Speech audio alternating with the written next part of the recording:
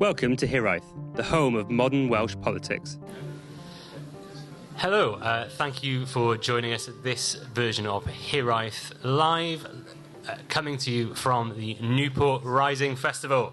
The People's Charter set out 6 demands, and we will take them one by one to see how well the upcoming Senedd reform legislation, which will increase the size and change the electoral system of the Senedd, would satisfy these calls. To do so, I'm joined by Chris Haynes, the ICNN Senedd reporter, appearing in a personal capacity. Hello, Chris. Thank you for coming. Great to join you. And I've got Tom Hoyles, the GMB political officer for Wales and the southwest of England. How are you doing, Tom? I'm very good. Happy that your beloved Ospreys won this weekend? I'm very happy they won. It's a rare occasion nowadays, so I'm very, very happy. So, like I said, we're going to take them one by one. So the first one was a vote for every man over the age of 21. I know that's one we've I think we're all very happy it has been done. We can say that, take that off. But obviously there's a few issues I want to go into within that. The Senedd has already expanded its electoral franchise to allow foreign nationals, 16 and 17-year-olds to vote. But Chris, are you aware of, listening to the discussions you've had in the Senedd, of any intention to extend that franchise even further? The elected bodies bill does seek to automatic registration. So there's for about 400,000 people in Wales that aren't on the register. So should that bill pass, that will change. But there are concerns around that in terms of the differences now between elections. So you might get people thinking, because they're automatically registered for a Senedd election, that they're automatically registered for a Westminster election or a Police and Crime Commissioner's election, but that's not the case.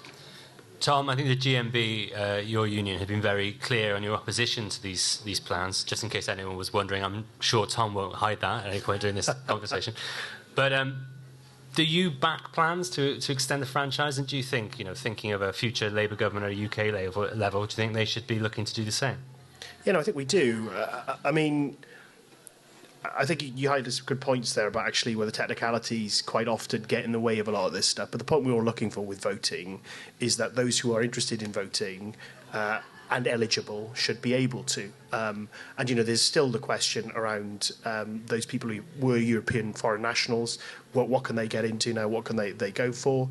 And it's a complete and utter farce that, you say you have to register for every election. It should be one standardised thing. In terms of extending it, yeah, absolutely.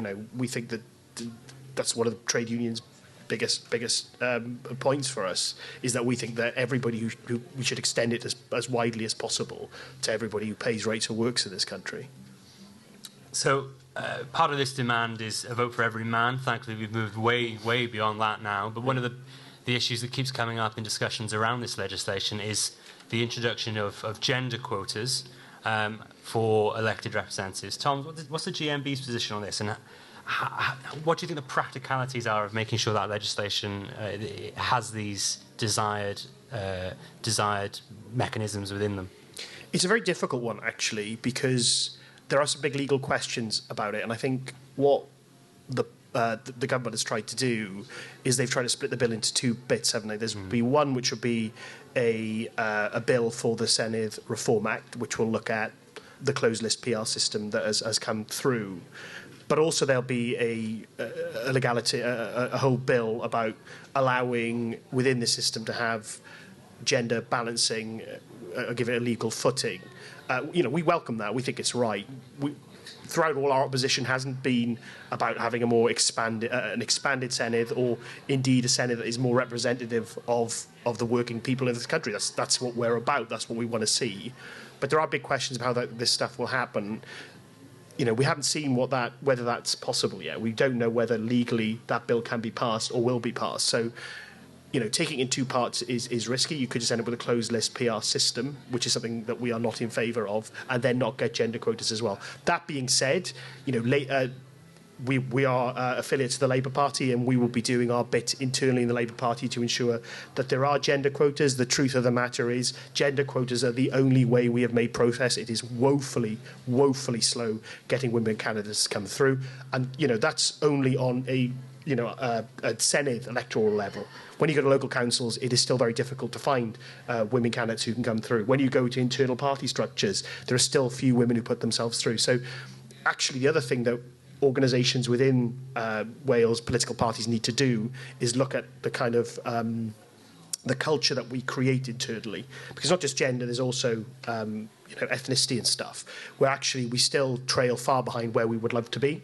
It is not a representative bunch in the Senedd. It is not a representative bunch in Westminster. It's not a representative bunch in your local council near you, and there's more to do there. So on a legislation base, we think we welcome there is a gender equitable bill, but actually the parties internally need to look at how they do this. And by the way, in our opinion, the Labour Party is miles and miles ahead of the other political parties in getting this stuff through. So if we got to a situation whereby Senedd reform happened and we didn't get the gender quota bill through, you'd have a situation whereby it would probably be Labour is the most representative of all the parties and the others trail far behind.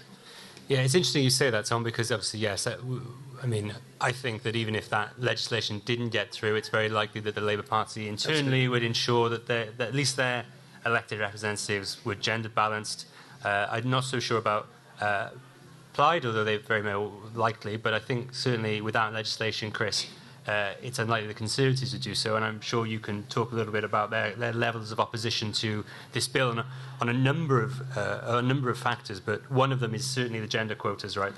They always make the argument that people should be elected on merit, yes. Yeah. And a copy of this bill was actually leaked this week, so you might have seen reports about it. The full bill is expected to be brought forward by the end of the year, under the snappy title of Senedd Cymru brackets electoral candidates list brackets bill, which never helps. Trust the Welsh Government to come up with that really good titles of legislation. Yeah. But it's highly likely that it will be referred to the Supreme Court to consider whether it's within the competence of the Senate's powers. And as Tom mentioned, it's being brought forward for that reason separately. So if it does fall, it won't bring everything else down with it. Can I add a quick point on this, because I don't want to miss a chance to kick at Tories if we can. Isn't it wonderful their line is about candidates should be selected on merit? Has anyone ever met a Conservative Party MS? If there was somebody I would say that's not there on merit, it is the majority of their Senedd group. Oh, I love it when Tom makes sure everyone else on the panel is really uncomfortable. Wonderful. I think we've covered that ground pretty comprehensively. So the second Chartist demand was about secret ballots, and obviously we've moved way past that point. But all good parliamentary geeks will know that the first ever secret ballot was in a by-election, the Pontefract by-election in 1872. And one of the interesting things that I've noticed in this draft legislation is that there is the potential that by-elections in Senedd elections could be a complete thing of the past, because obviously we're using a list system. But there are circumstances in which you could theoretically exhaust a list. So say if, take Labour for example, all of their candidates on their list had to resign or passed away or whatever for any particular reason, were unavailable to take that seat, you would end up in a situation where a seat was left vacant. Obviously again, underneath this, with this new system, it's very unlikely that you'll see independents elected, but for argument's sake, if an independent was elected and then they had to resign, the seat would be left vacant. Chris, obviously, are you aware of any discussions that are ongoing in the Senedd at the moment that would seek to remedy this rather weird lacuna that there seems to have been presented? Because I know what the Welsh Government are saying is, well, it just won't ever happen, but I don't think that's necessarily the best way to make law. Yeah, and as you say, that's very much the position at the moment, and that the seats would remain vacant. And Counsel General McAntony gave evidence on this recently and described the chances of it happening as remote. But anybody who knows about the last Senedd would know, I think there were about 15% of MS's changed party during that time. One changed party, Mark Reckless, South Wales East, changed party 4 times, I believe. So whether it's that remote remains to be seen, although it has been quite rare previous to the 5th Senedd. It's interesting you bring up the last Senedd, because one of the things they were talking about so much in the preamble to this legislation was that they would try and remedy the issue that happened in the last Senedd, where people were constantly moving between parties. But the bill's silent on that, isn't it? It is, yeah, and surprisingly so, because you had instances with, for example, Lord David Thomas, elected for Plaid within months of the election, became an independent and remained so for the rest of the term, which is not what people voted for. And come the next election, Mabon Gwynfor was elected and applied it back in. Yeah, I'm not sure many of the people who voted for David Thomas and Dwyfor Meirionnydd were quite expecting him to be part of a Labour government. Tom, as a union political officer, the absence of by-elections must be an absolute dream for you, right? This is something we like about them. Yeah. But let's look at the recent by-elections we've seen at the UK parliamentary level. Sometimes that's hugely beneficial for individual political parties. It may be the difference, especially in a parliament like the Senedd, with such small numbers either way. That could be the difference between a majority or not. So, what's your view on that? Do you think we should remedy that gap there? It's a difficult one because we hit that situation whereby, and let's be honest, it's not necessarily, I like Mick a lot, but, it's not necessarily remote. Have you seen some of the age profile of Senedd members? They are generally older. There is a very possible chance, not necessarily for any political party in particular, but there's a chance that you could hit that situation, and you can't say to a group of constituents that actually, no, we're going to keep your seat empty. So I do think, as much as annoying it is as a trade union officer having to fork out for yet another election, I do think you would need something in place there, wouldn't you? Again, that's one of the reasons why GMB is firmly steadfast in favour of first past the post. It has many failings. All electoral systems have many failings. But you have that individual situation where something like that happens. It is a tried and tested method that comes through. It is a part of the political cycle which everybody looks to, not just internally within political parties, but in the public at large. One of the key things that I think has settled Keir Starmer's leadership of the Labour Party has been the by-election success in the last 4 or 5 months. That has been a major factor. It has been a major factor around other political decisions that are made by the government and other things. And that political culture is something that the public look to. And without that, it's a huge gap.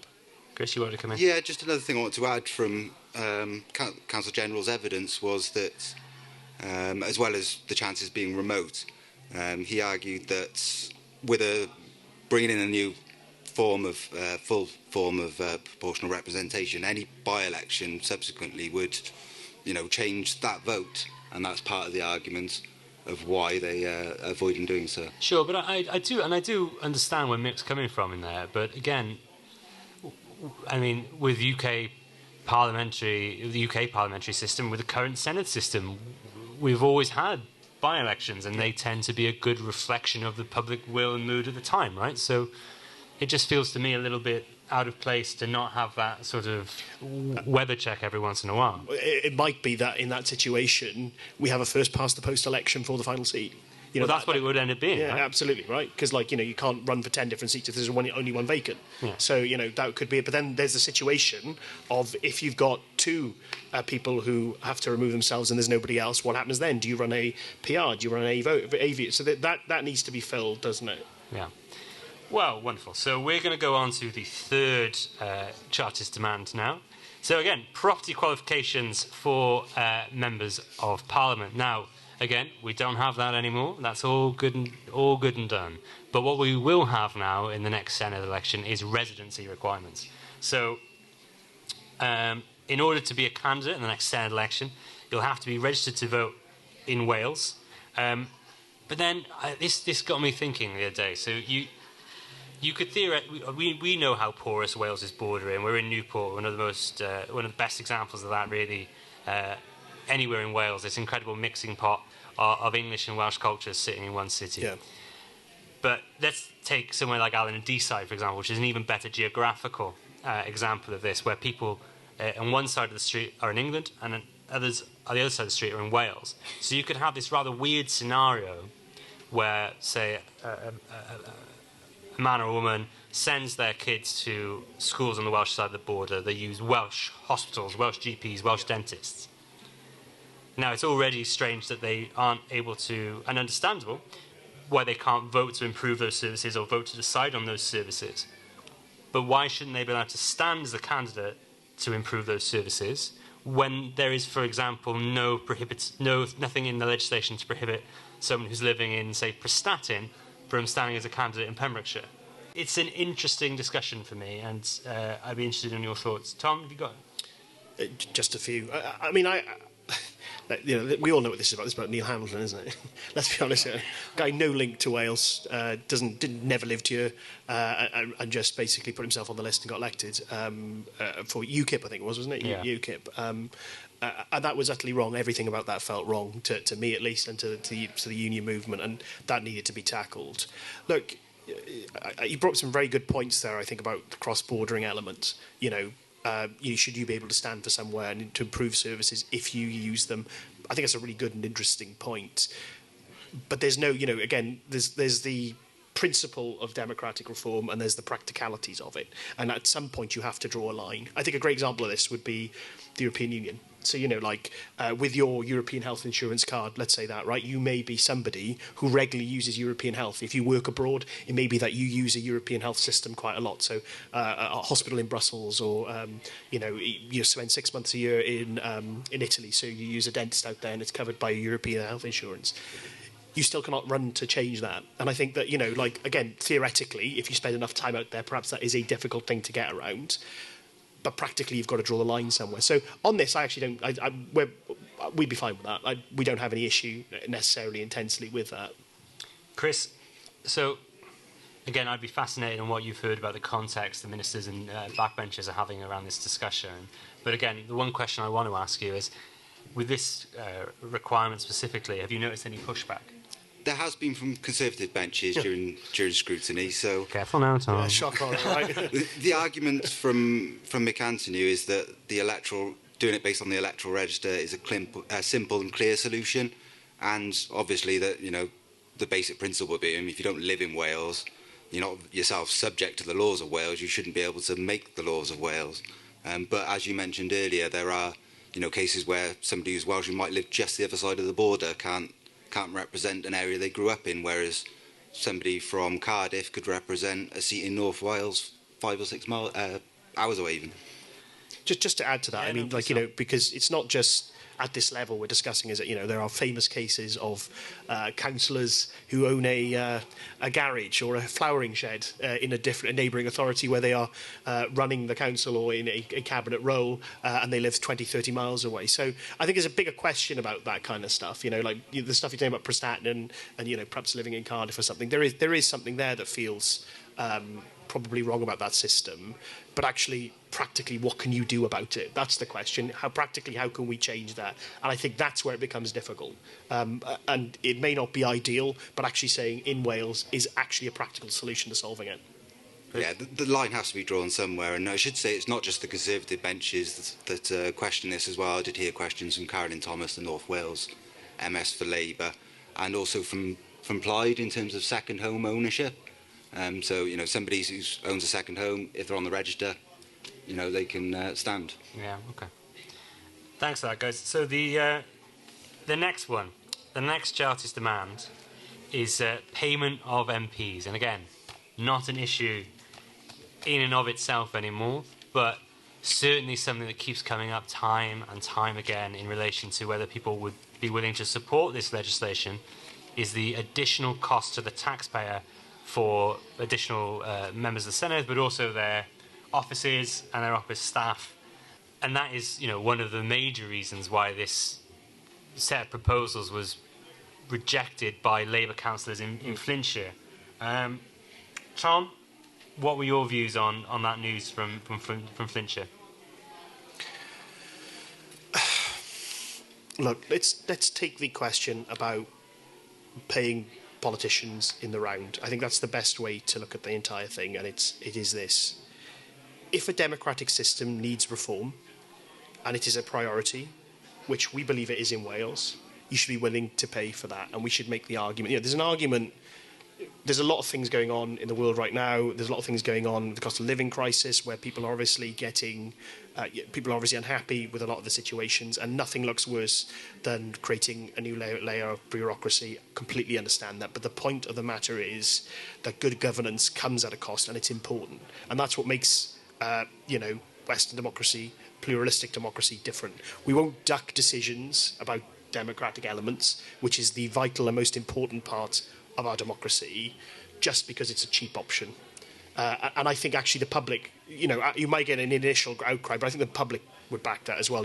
There's a reason Aldi don't sell birthday cakes. It's because for birthdays people splash out. They are willing to pay money for it. And if you want to have a functioning government, if you want to have a functioning democracy, what you need to have is to pay for it. And we agree in principle with extending the amount of MSs. We think that there is a big issue with backbent words and scrutiny on government stuff, and heck, we like most of the stuff the government does, so it not necessarily overwhelmingly in our interest, but there is a problem with those things. The fact of the matter is, by paying for these extra MSs, what you will do is create a better democracy with better outcomes that will make our country better, and I don't think we should ever shy away from paying for that. Chris, have you heard anything in the Senedd about this internal discussion within the Labour Party, and are any MSs concerned about, for example, Labour councillors in Flintshire turning against their plans? Yeah, I think so, and particularly in light of the recent cuts that were announced, in-year cuts to education of 70 million and quite big cuts to the social justice budget and others. It's going to keep coming up then, why are you spending 100 million on 36 more politicians? But as Tom said, on the other side of things, that greater scrutiny could almost pay for itself, as some argue. Yeah, I mean, this is one thing that Conservatives do continue to bring up in discussions about this legislation, isn't it? Is that they're trying to create the argument that Labour care more about more politicians than they do about improving funding to schools or hospitals. And do you think that's picking up traction? Obviously, we saw amongst the people on the street, obviously we've seen a recent Senedd petition that was trying to reject these proposals, but have you noticed anything in speaking to people? Yeah, I think that there is some traction to it, especially if you've seen with Flintshire. And, more politicians is never a popular idea, is it? I think there was a Wales Governance Centre study a few years ago that found that people were essentially against more politicians, but obviously it's important to caveat that with they're very in favour of it. Yeah. So. I mean, it's again one of these things, it depends what question you're asking, right? So if people ask the question, do you value greater scrutiny of legislation that's passed, they'll always say, yeah, of course, yeah. It's worth adding again, though, isn't it? It's everyone has ideas about everything, and taken individually, we all have different ideas. But actually, when you take it in the round, it's completely different. Now, if you ask people, do you want a better government? Do you want your lives to be better? People say yes. Everyone wants that. And what the argument is, and I think the argument is right, that more politicians will, in this scenario, be able to better scrutinise government bills, so we don't spend time unpicking things that may not have worked in legislation. And every government gets that, but you should be able to foresee these things when they're coming on, and a good scrutiny process is essential to that. So overall, I think the 29-mile-an-hour bill, right? We've looked at that the last couple of weeks now. What people are unhappy with that is the implication on their drive to work, right? That's what everyone's thinking about. I've got to get there in the morning. It's tough enough. I've got to drop the kids off. I want to get there on the hour. Actually, it's really difficult to get there. But actually, when you ask them, what it does in terms of lowering accidents, it's environmentally friendly, well, they're in favour of the outcomes. It is just the offsetting they don't like. So when you take it in the round, it's very different to actually the certain instance of it. So I think if that argument is made correctly, and it can be made correctly, I think people will actually back it. Chris, do you have any answer to that? Yeah, just something that Laura McAllister told the committee recently was just reminding people that the expert panel, which are really the architects of these proposals, recommended 80 to 90 members, and they said, well, and obviously the bill contains provision for 96, and Professor McAllister said it's a fine balance between costs, benefits, public opinion on the other side, and the expert panel found that there wouldn't be quite the return beyond 90. Do you think there should be a referendum about these changes if there's so much public ill will towards them, Tom? No. No, referendums, again, it becomes about boiling things down to the simplest common messages. And I think that the democracy is intensely complex, and it should be complex. And the reason it should be complex is the more views and more ideas that you're taking into account, the harder it is to make a decision, right? That's when democracy is good. When a decision is hard, it is because people have been properly engaged and properly scrutinising what's going on. When you have a referendum, like we saw with the recent European referendum, when you have a referendum... Not that recent anymore, mate. 7 years ago. How old we all feel now. Yeah, it doesn't feel that long ago because we're all living with the consequence of it, right? When you take the AV referendum, what was it, the heck, that's 11, 12 years ago, whatever it was, it didn't become about actually what electoral system people wanted and what was the best outcome. It became about cost implication, it became about unfairness, it became everything other than the technicalities. It boiled them down into things that were not actually very good arguments, and that was the problem with both those debates. So I wouldn't be in favour of a public referendum because I just don't think it would be a good debate for democracy. I don't think it would be a democratic debate. I think turnout would be low. I think it would cost trade unions lots of money, so we don't want to spend again on waste on that. This is something that we've legislated for. Was it in the Labour manifesto? Was it? Well, so we've had vague terms. Yeah. That's not. What we got was quite different from what we thought it was. But actually, there's the democratic mandate from it. I think we've got everything we need to get it on. I mean, Chris, you would have seen this. A lot of the Conservatives again have said this should be subject to a referendum. Do you think that's because they're trying to? I'm not going to try and lead the witness here, but do you think that's because they sense some sort of political advantage in raising all these issues to the fore? Not necessarily, no. And the Flintshire councillors have said likewise that it should be a referendum, and I can see the argument for it. A form of proportional representation was roundly rejected in 2011, and what was in Welsh Labour's manifesto wasn't hugely firm on what was going to happen. It's something along the lines of a new electoral system no less representative than the one we currently have. Yeah, and similarly with Plaid's manifesto, it talked about SDV and things like that, and which we'll sure come on to. Oh yeah, we're going to get there now. Nice one. So yeah, I mean, this is the fifth Chartist demand was constituencies of equal size. So this requires a little bit of context now, and I can see people leaving the room when I start talking about Hont. So what we've got at the minute is 40 first-past-the-post constituencies with 20 elected on a regional list system. And the new system will be 96 members with 16 super constituencies with 6 members elected from each using a version of the Hont system. Don't worry, I'm not going to try and explain Hont because we haven't got time and I haven't got the ability.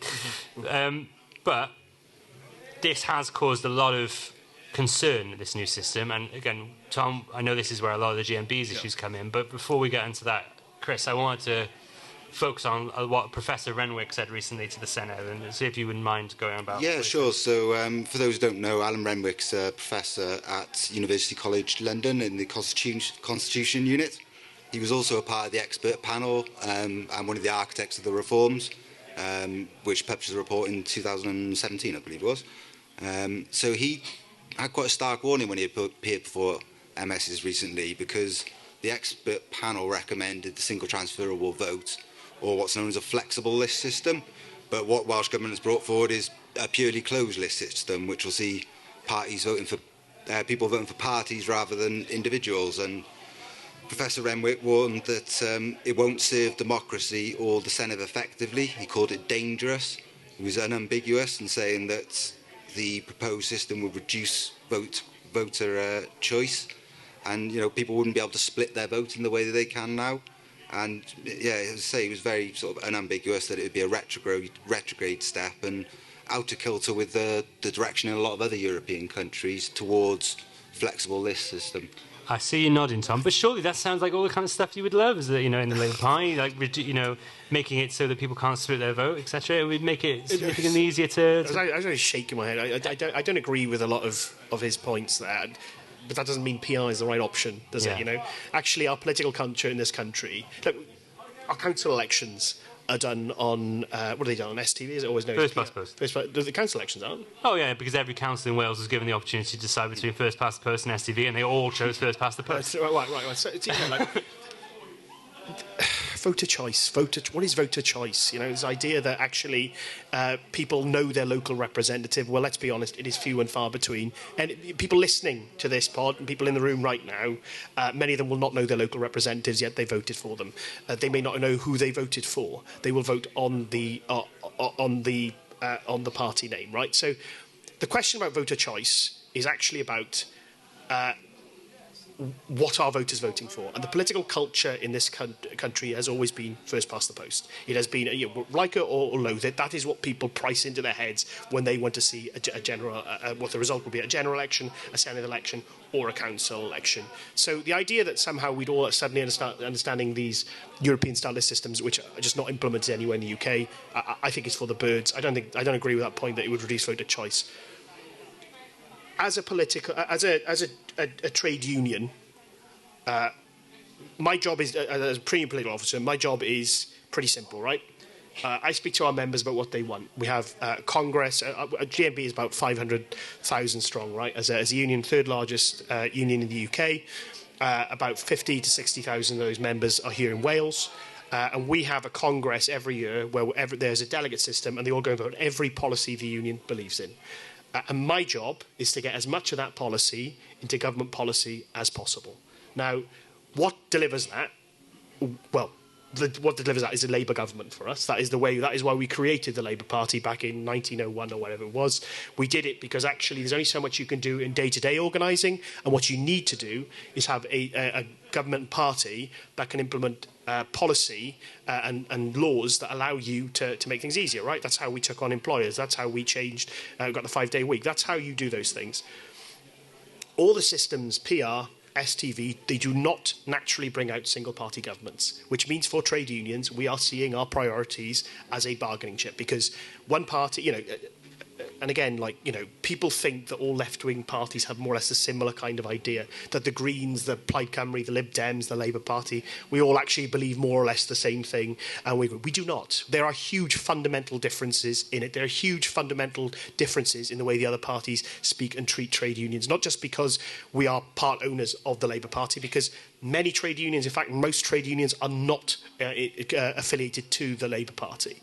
So for us, when we want to get our stuff through, and that is my job to do it, if I have a majority Labour government, that is the best thing to do. And for trade unionists, I've got to be able to go back and say, well, look, you wanted this, we got it through. A great example of that is the paracetamol stuff. Do you know you can only buy one pack of paracetamol? That was a GMB Congress policy because a member's child committed suicide. So we took that from there, we took it all the way to Westminster, and we legislated that you could only get one pack, maybe it's 2 packs, of paracetamol in a store. And actually what you saw from that was the amount of death decrease from overdoses of paracetamol. Small thing, actually, there are probably easy ways around it, but policy that you can implement that can make a big change is here. That is what we are about, that's what we want to do. To do that, we need majority governments. We cannot see our priorities traded away, and that is what we fear under these systems. Just on the closed list system, I wanted to add a bit of context around Professor Renwick's comments, and he made the point that there's a huge amount of disaffection already with politics in Wales. We've never had more than 50% turn out for a Senedd election, and we're proposing to increase the size of the Senedd. The idea that you then also break the that direct link between constituents and representatives is that's what he described as dangerous. Yeah, absolutely. So that was literally going to be my next question. Do you think this system does break that direct link between a representative and their elector?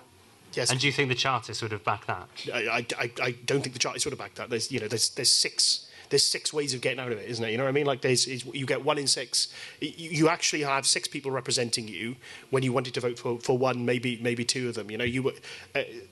It is a bad step. It is a retrograde step. And what it will do is it will absolve authority. When you go back to your for an election, there are 6 electorates. If something doesn't happen, you're 1 amongst 6, and it absolves that authority. That direct link is absolutely critical because, as I was saying earlier, democracy is in its nature complex, and it should be complex. And when it's at its best, it is complex. And by doing this, what you do is create. You have a representative to take those decisions, to look at those kind of things. If you have 6, you absolve that authority. Chris? Yeah, and a lot of surveys have shown that voters really value the ability to be able to, for want of a better phrase, throw the rascals out if necessary. By the way, I'd love the idea of STV increasing. I'm definitely voting STVs on here. Yeah. The voting system's not the problem, right? It's other things that the problem is. The reason it's the public standing of politicians. It is people's belief that they have ability to make change, and that is something that is actually that will never be changed at the ballot box. That is changed by individuals deciding, actually, there's something wrong in my life. What I should do is empower myself to do something about it. That is to go run for local council, join a trade union, join a church group, and those problems you see, go out and challenge them yourself. That's the only way you make political change, and that is the only way that you engage more people in politics. So, whilst we're on the topic of constituencies, obviously Senedd expansion is one of the major reasons why people feel it is okay to reduce the number of Welsh parliamentary constituencies, i.e. the number of Welsh MPs being sent to Westminster. Obviously that's going to go down, maybe, from 40 to 32. But Tom, thinking about, the next year we're likely to have a UK Labour government. I'm not breaking any... yeah, all right, you can tap wood. I don't think I'm shocking anybody with that prediction. But do you think that reducing the number of Welsh MPs that's sent to Westminster will limit the Welsh Labour voice in any future UK Labour government? In a UK Labour government, possibly, because it's not a numbers game.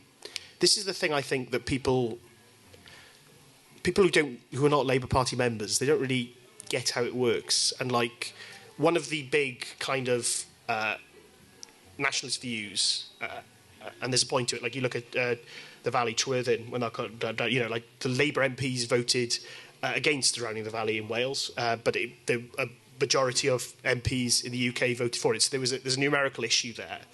But actually, that's not really how politics works. It's about lobbying, it's about your position, it's about what you can offer.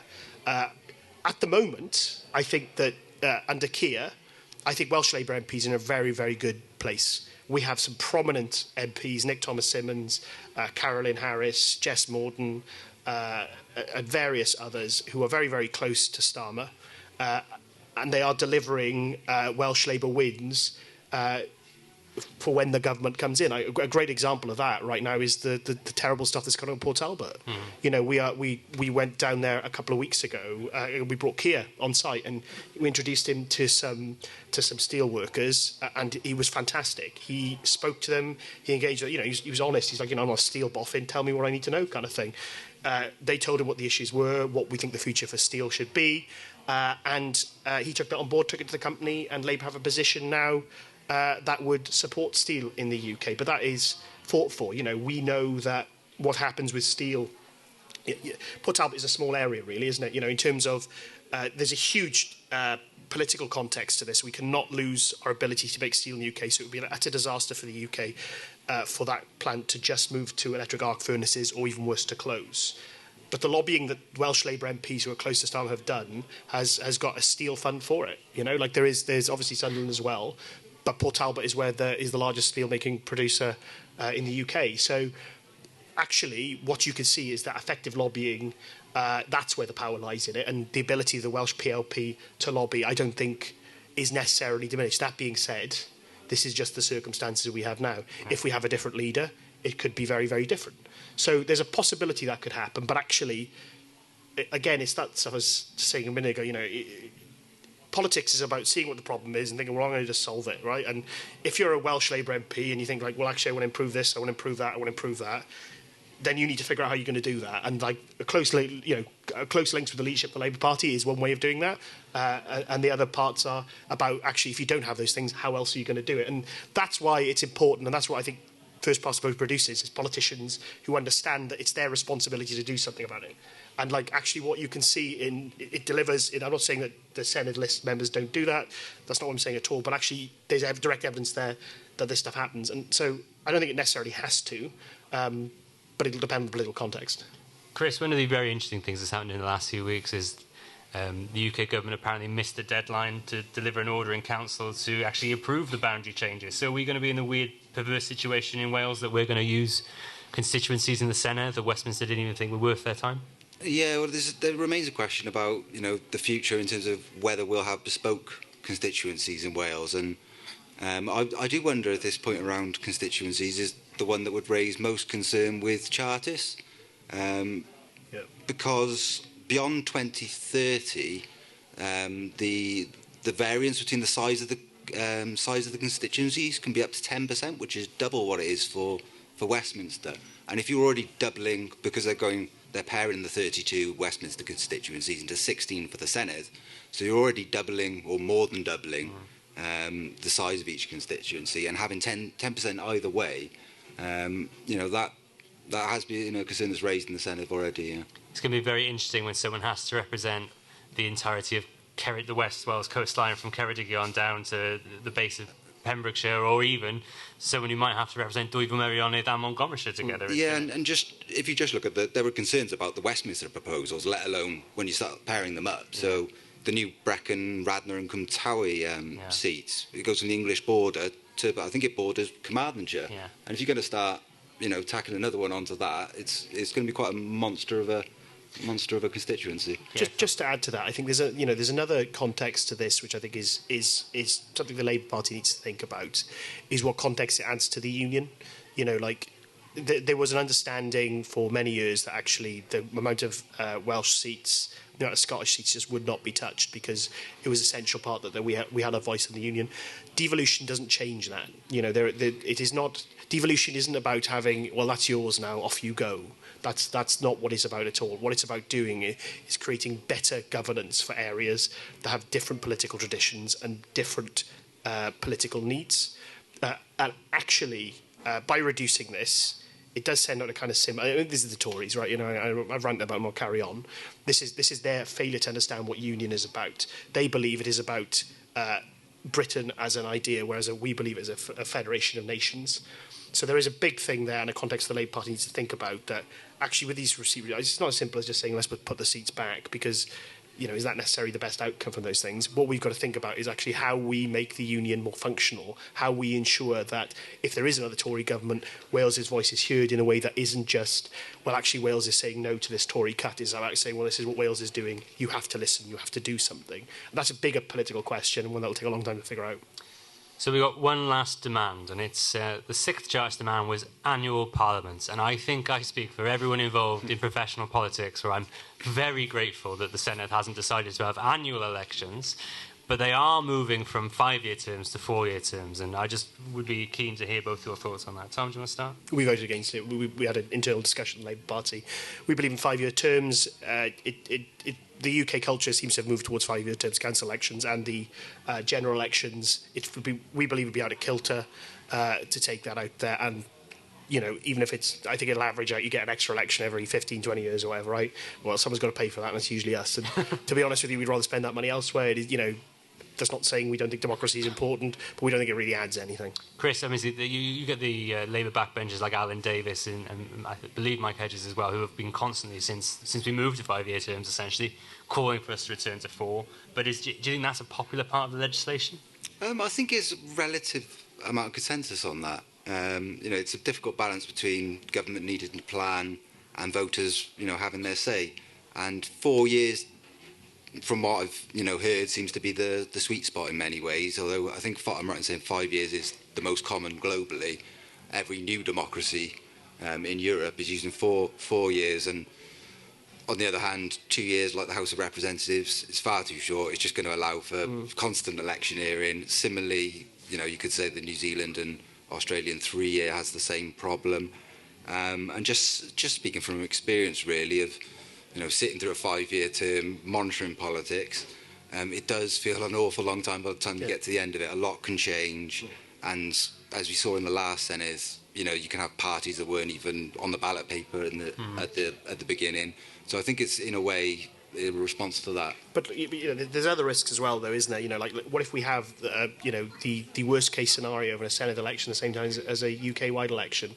You're talking about ideas being lost. It would all be caught in the minutiae of immigration and all the stuff that becomes about bigger theories and worries of the country, rather about how you can have good governance.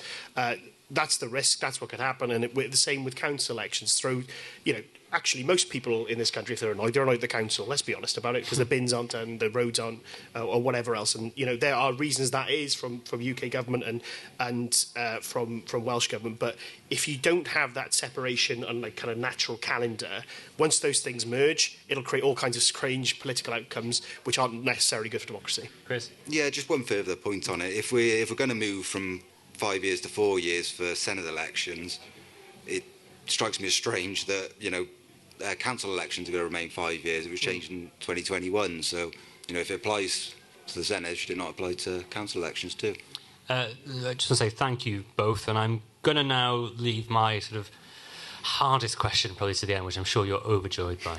So the title of this event was Senedd Reform, a Parliament Fit for Chartists, ? Do you what, in your eyes, are the things that Chartists would have liked about this legislation, and what do you think they would have loathed? Tom, we'll start with you. Well, again, our position, it's going to happen, right? It's Labour Party policy. It's being legislated for. It's going to happen. But the GMB's position is we don't want to see this reform happen. I think the Chartists have an issue with this, and I think it would be around the lists because the point for the Chartists is they want stuff to be accountable. Right, that's where democracy. People worry about democracy is when stuff is not accountable, when decisions are taken and there's no comeuppance for it. In our opinion, that's what the list does not allow for, and that is where I think Chartists would chuck it out. Chris? Yeah, I very much agree on the point around the closed list, and the one I would add would be around, as I mentioned earlier, the size of constituencies, because there is a real danger there that certain voters could be over or under represented, and I think they might be concerned about that deviation from the principle of sort of democratic equality. Just in case anyone's listening and think we're being unnecessarily negative, not that anyone would ever have listened to me and think that I'm at all negative ever. Thank you. But is there anything they would have liked in this legislation? Yeah, I'm sure there is. Yeah, look, I think if Chartists existed in today's society, I'm pretty sure the aim, at least, for gender balancing and for representation of BAME, I think they would have liked that. I think they'd be very much in favour of that. I think they would agree with the increased size of it. I think they'd be happy with those things. As you say, you said earlier on, if we're talking about 1850s, wherever it was, perhaps not so much then, but now I think modern Chartists, if it exists in today's form, would be happy with those elements. Chris? All my notes are negative, I'm afraid. And on that overwhelmingly positive note, I was going to ask, if, having listened to our discussion tonight, if we could have a little bit of audience participation, hands raised in the air, do we think, yes or no, that the Chartists would have been happy with the Senedd reform proposal? So everyone who believes they would have, could they raise their hand? And those, the no's, who would think that they wouldn't like what they heard? Well, there's a lot of people on the fence here, isn't there? There's a lot of people on the fence. There's a lot of people, just not even in this room, on the fence about these proposals, Tom. Anyway, I want to just say thank you very much to Chris Haynes and Tom Hoyles for being part of the panel today. I want to say thank you all for being here as part of the Newport Rising Festival. The last day of the Newport Rising Festival, obviously we're paying tribute to the Chartists who marched on Newport from various parts of the valleys on this day in 1839. Thank you very much for being here. Thank you very much for being part of it. If you've liked what you've heard this evening, please don't forget to find us on all our socials at Hiraeth Pod. Go to our website, www.walespolitics.com, and you can, if you so wish, give to our Patreon to receive wonderful things like merchandise. And you can go to www.patreon.com/Hiraeth Pod. Diolch yn fawr iawn. Give everyone a round of applause, please.